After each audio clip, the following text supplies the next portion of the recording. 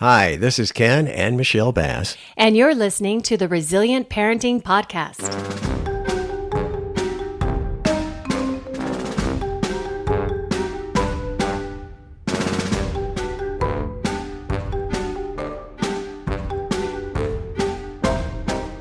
Hello. Hello. How are you? I am fine. I was just thinking about something. Did I ever tell you about when I first moved to Boise?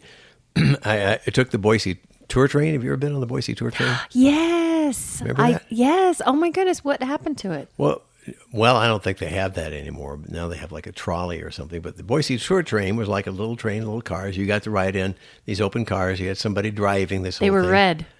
Were they? It was red, wasn't it? I don't remember that. I just remember riding in the train cars. Okay. Because I had then a very young Jaron riding around with me. Mm-hmm. So this was Who, by the way, is 39. He wasn't even 9 back then, I don't think. But we rode around and got to see more of Boise and learned about it on the tour train. And when you went on the tour train, you went to some of the high spots of Boise. This is back in the late 80s.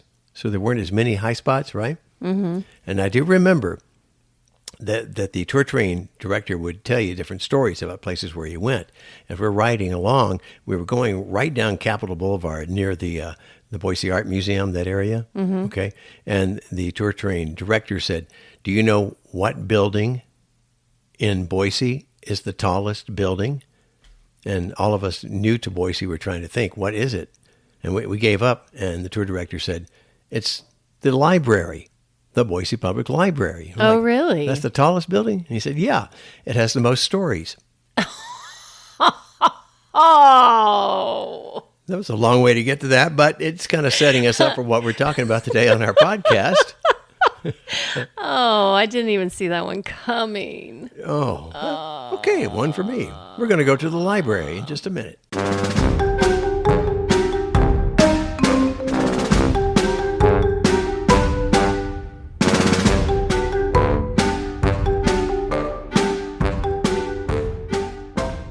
Hello, we are with Kate Radford of the Boise Public Library's Youth and Homebase Services. She's the supervisor. And we're glad to be here at the library, actually, today, where construction is going on, the Downtown Library. Yes, I have never heard such a loud library in my entire life. They don't do that anymore, do they? We don't. We don't shush people. We're really excited to have people in and engaging with the space and making a lot of noise. Yeah, okay. Yay. Well, we're really excited to have you. We both, well, actually our whole family has really loved using the library over the years. Mm-hmm. And there's lots of programs and things that I know you're going to share. But if you want to maybe just talk a little bit about what you do, and we'll start from there.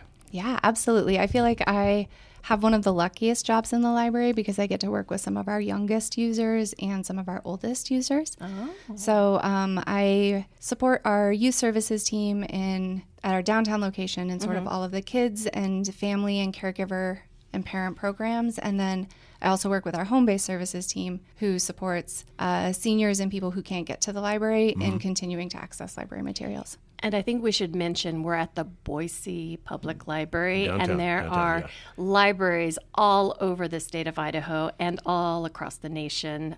So that's where we are currently. So, well, we're kind of focusing on parenting, of course, also with the Resilient Parenting podcast that we're doing.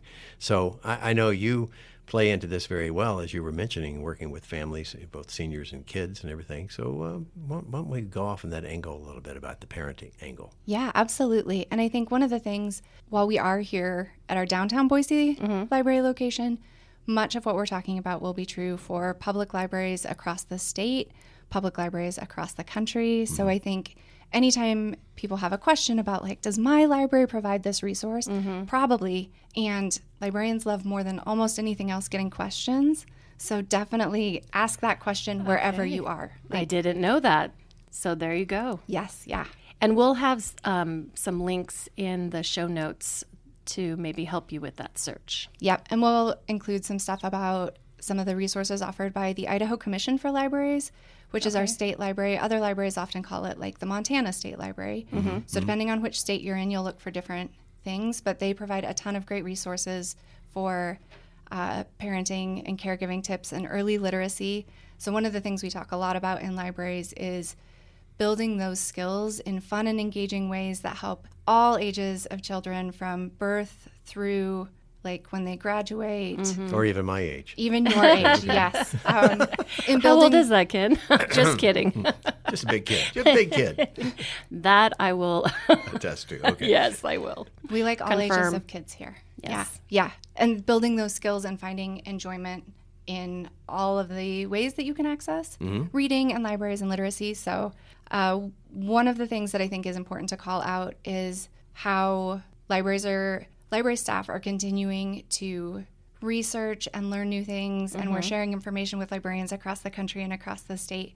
One of Idaho's focuses lately has been on providing equity-based services, so ensuring that we have ways for people to access services either online or from the comfort of their own homes, or that we're going out into communities to be able to better reach people who can't make it to the library. Oh, right. And pulling all of those resources together to make them as accessible as possible. So for like our summer reading program is coming up, and most libraries have reading programs throughout the year that provide incentives, but also engagement for kids to really be excited, but also all ages. So our reading program is open to all ages.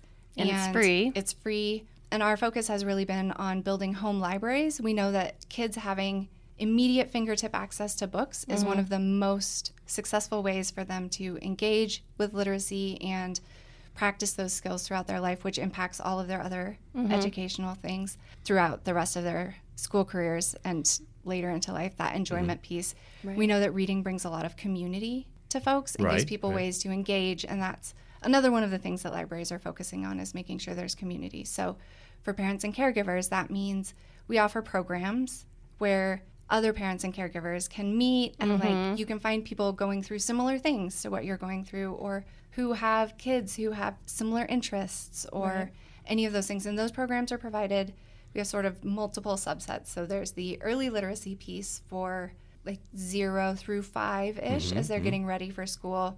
And it really focuses on like play and singing and talking and exploring sounds together in fun ways. I feel like I took our youngest to maybe a little group where everyone was close to the same age, and then they had puppets and music, and then everybody got to explore children's books. And it was really, for me, it was lovely to be around other parents who were maybe a little isolated at home. And then watching all the kids just delight in the activity was really amazing. And the fact that it was free resource. Absolutely. And I think that's one of our goals with those programs, is to set up our librarians who are providing those are all practicing ways to model things to help parents and caregivers see different ways they can apply stuff in a fun and low stress, like, so you're not trying to, there's so much to learn as a parent. Right, and you always feel like there's so many things that you don't know or you're not doing well You never enough. stop learning. Exactly. And you're right. I think that as parents, we always focus on what we're doing wrong instead of what we're doing right. Yeah. And so it's great to have an opportunity to just sit and sort of let somebody else take the lead in guiding those interactions. It also gives kids an opportunity to interact with each other and build their own social skills, while caregivers can watch on and engage with them in ways that are outside of the normal home, which can feel a little, there's a lot of pressure. I've always liked some of the simple things you've done here over the years, too, is like with the story well, I guess as they call it over in the children's area, where the parents bring the kids in, the kids all sit around and semicircle on the steps. We've done that. And somebody's reading a couple of books to them. Yeah.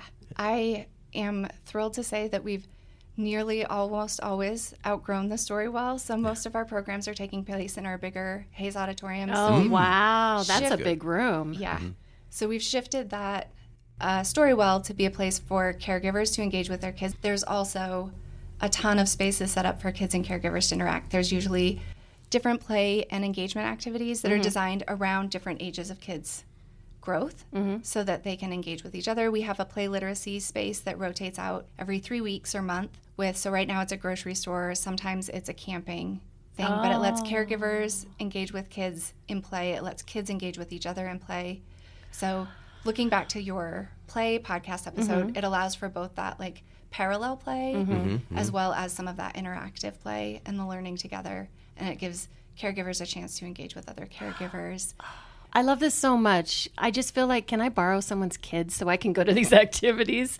Not in a creeper kind of way, but just, the youngest is 16. Yeah, I remember how much fun it was to be able to go to the library. And I always feel like when I go into the library, it's just kind of like part of my community. And I felt that way in every library that I've gone into. That's something we strive really, really hard for, and I'm so glad you mentioned that. The goal is that libraries are accessible to everybody of any different type of culture or background or interest level, and that we are here to meet you wherever you are. I think there can be a lot of stigma and historical shame around like, oh, I haven't been to the library for a long time, or I don't know what the library offers, or I should go to the library with my kids, but we're so busy. And I think it's important that we're just so excited you're here whenever you come. And the goal for us is to be able to provide resources that will build your capacity other places and make other things in your life easier so that you have more time or ability or resources to engage with your kid, or you don't feel like you have to learn everything alone. So if you've gone to a parent-teacher conference and you've learned a whole bunch of stuff and you're like, how am I going to figure this out? Or my kid was just diagnosed with dyslexia, or we have a ton of resources to help with that. And we're really excited to be able to share those and meet you with whatever the piece is. It comes back to what you were saying about answering any questions, basically, also. If a parent has a question about it, where can I find something about dyslexia? Exactly. Yeah. And one of the things that we love those questions because it gives us an opportunity to tailor the resources to each specific person. So one person won't find that useful, but other people are going to be thrilled to learn that our ebook, Libby is the ebook audiobook resource, that it offers a dyslexic font that you can put the books in to make it a little bit easier to read, or that there are books and digital resources on getting new siblings or caregiving that are available that you can just access from home, which is great because sometimes, or on vacation, like you run out of books or you don't want to take 50 books with you when you're traveling across the country. No. Yeah. So I think, and the other piece of this is that most libraries have all of these spaces. So they've created spaces to play and engage and learn. So if you're traveling, pop into the local library. There are going to be things for you all to do. The vast majority of libraries, all of those services are free. So the programs are free. And it's really exciting to see what people are doing at other libraries because it's slightly different than your home library. Oh, yeah. So, yeah. Well, what I'm hearing is the libraries are great for building resiliency in caregivers, which is what we're all about. And I love that you have resources that, there's families that are maybe out of ways from a local library. And so I know that you were talking about online. Is there any other program that can reach families that maybe don't have internet or don't have a local library? Yeah, absolutely. There are each community is going to be a little bit different in what they provide. One of the last couple of years in Idaho, there's been some funding for providing summer resources to reach kids that maybe don't come in or can't get to the library. So in Boise, because we know that transportation can be hard to get to the library. It can take ages. So one of the things we've been doing is taking programs out to the parks where free lunches are offered during the summer to help reach people that are already there and bring activities and stories and play into the neighborhood communities. I love that. One of the things Meridian Library has used that resource for is mailing books out to kids. So there's a ton of different ways that libraries are using that funding and approaching it that makes sense for their community. Wow. So I think those things are always good. Also, if you don't have computer or Wi-Fi access, that's one of the things that people think you have to have a library card for. You don't. You just come in here and it'll look you up. Okay. And the Wi-Fi is available outside of library hours from all of our parking lots. So let's say you need to do a job interview before the library opens or after we're closed on the weekends. If you can do that from outside or your car, the Wi-Fi is available and should reach that far. Wow. I did not know about that resource. That's amazing. So now I'll come sit in the parking lot and watch movies, right? You absolutely can. And you can check the movies out with your library card. You don't even have to come into the building. Ken, you're gonna get in trouble for loitering. He never leaves. Who's that? It's Ken. Oh, okay. Oh, it's just Ken. You'll be part of our community. And we'll be like, we know Ken. Hey. Well, we love the library, and I'm just very happy to hear about all the different outlets for everybody to be able to enjoy it too. I think. Yeah, and you were talking about young children, but also older folks. Did you want to talk about Absolutely, a little bit about that? I'd love to. So I think we can get so focused on the resources for kids, and that's one of the places where we see people know about library resources. There's also resources to help support you throughout kind of your life, as far as we have resume help programs, so you can bring your resume in. We'll walk through it with you, help you tailor it for different jobs. Wow. You can get your resumes printed for free at our Boise locations, up to 10 copies. We have other job help tools and resources that you can access. So we also have, we're really, really lucky over the last 2 years to have had a social worker hired for our library. Yay, social workers. Who is here to meet with people. She travels around to the different Boise locations. Okay. And supports people in accessing resources, navigating some of those really hard, complicated forms. So if you need help filling out a form or trying to figure out rental assistance or any of those things, we offer similar resources. We have pop-ups monthly out on the patio that people can come and engage with other community resources. I love that. To help find access to gaps in resources that might be existing. And we know that that impacts caregiving hugely, right? Because it means that you're so busy focused on providing for your family that you don't have as much time to be able to engage or do some of the fun stuff. And so we really want to be able to help meet those gaps to support that literacy piece the whole way. We're also seeing that people are having kids who they're raising as their parents are aging and struggling with maybe dementia or other things. So our Homebase Services will deliver materials to people in senior living facilities or to people's homes. If you are a caregiver for someone else, we can do services for that too, as well as like finding community resources, but bringing the materials to you that you're not also struggling with that piece. So anybody who's got, or if you have a surgery and you can't get to the library for a while. That's a good time to get a lot of books. It is a great time to get a lot of books. I was also thinking that there's a lot of grandparents and aunts and uncles that are suddenly in the role of caregiving to their grandchildren or nieces and nephews. And so this is another resource to help them figure all that out, in addition to like just the changes that are happening in their life, depending on when this happens. Yeah, absolutely. And so it connects them with other caregivers who maybe they can build that sense of community with, but also with the librarians who can answer questions about different resources and where they might be able to find them, or answer specific questions on this kid needs books at this level, this other kid needs books at a different level, and we're going to be out of town for most of the summer. How do we navigate all of those pieces? So connecting all of that kind of in like an individualized, like for each person, connecting them. A lot of people don't realize how complex the library system actually is. I think that you've just kind of summed it all up for us. It's more than just a place to come and check out a book. Yeah.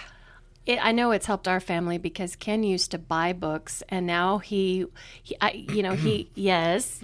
I'm looking at you. Yeah. He would buy these books, and then they would just we had to build an attic just to put the books in. That sounds ideal to me, I know. But I can see how. You can build walls out of those. Yeah, well, we do have walls. They're called bookshelves, yeah. And they're filled with books. I love books as well, but after a while, I was like, we got to make a choice. It's either the books or we're going to have to sell one of the kids. I'm just kidding. We would never sell our children. But let me just point out something, though. The Friends of the Boise Public Library have a used bookstore in this main building. He's always there when you have your sales. It's incredible, and they've been doing an amazing job of moving the sales around to different places. As you mentioned, we are undergoing some construction to make the building more accessible, to make it easier to access. And so the Friends have been trying book sales at the different branches. They did a book sale at Tree Fort this year, which was really exciting. We have our brand new summer reading shirts that were designed by local artist Julia Green, and they'll be selling those this year, which we're very excited about. First time ever, I think. So in these book sales, since we're talking about it, and I try to avoid the conversation at home, but there's children's books as well in the parenting. Oh, yeah. So if you're trying to build, like you were saying, a library, a little library at home, if you have the space, Ken. That would be another way to utilize the Turn library. against me. I don't understand. It's an amazing opportunity for that, and some of the summer reading prizes this year will cross over with that. So the Friends have gifted us gift certificates for prizes that people can use to get books from the bookstore to help build their own home libraries as well. And this is across the state of Idaho. Like these different resources, it might, like you said, it might be different depending on where you're at. Then you have the online resource, and then there's some where they even might be able to mail things to you. And then this is also something that's across the nation. Did I summarize that pretty well? Absolutely. That was amazing. I think one of the other things that you had asked about, and I hadn't mentioned, was that there are a bunch of ways you can reach the library now that don't involve just coming in. Okay. So let's say you're waiting to pick up your kids and you have a couple of free minutes. You can send us an email. Oh. You can give us a call. We're happy to answer questions on the phone or by email. We'll Yeah. also Reminder, they like to be asked questions. we love to be asked questions. And we'll give you personalized recommendations for books. So if you have a kid who's read everything or a kid who is like, I hate everything, I don't want to read anything. Right. We're really excited to help connect them with something that they will love. Oh, Very good. You just reminded me that our now 24-year-old, he didn't like to read. And then I think it was here that they suggested find what he's interested in. And so we started to try to find like Star Wars books. And then it just changed everything. So even something like that to help figure out what would get them excited about reading. We love that so much. And it's so exciting to for us to get to connect Yes, with a kid I and see you find out what getting they excited. love. Yeah. Well, Kate Radford, thank you so much. Boise Public Library is where we have been talking with Kate today, and you said we'll have some links and other things. Yes, we will. on the show But page. check out your local library, and if you don't have one, get online or do some more research because they're everywhere. In a good way. They're everywhere. They're everywhere. They're everywhere.